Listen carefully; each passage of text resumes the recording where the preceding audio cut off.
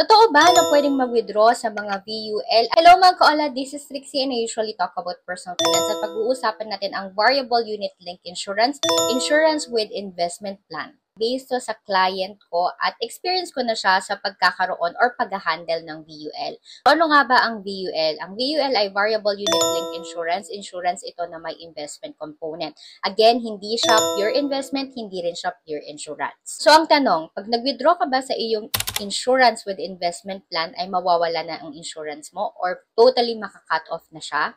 Ang sagot dyan, kung mag-withdraw ka ng full amount at gusto mo nang i-surrender yung insurance, mawawala na yung insurance mo. Pero kung mag-withdraw ka lang ng partial amount, ayan, hindi pa mawawala ang insurance. Alam niyo, yung kagandahan sa VUL talaga is insurance siya with investment component wherein kung kailangan mo ng pera, usually mga 3 years to 4 years, ganyan, meron ng laman ng iyong investment component at pwede ka nang mag-withdraw. This is a long-term investment. Hindi siya pagkakuha mo agad ng iyong VUL plan after a month, pwede ka nang withdraw. Hindi.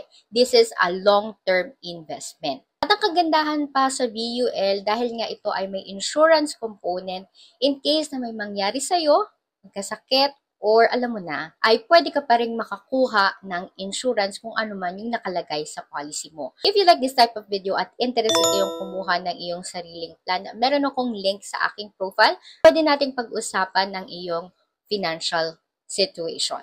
To know more about personal finance, like and follow for more. Yan na lang muna. Thank you and bye-bye.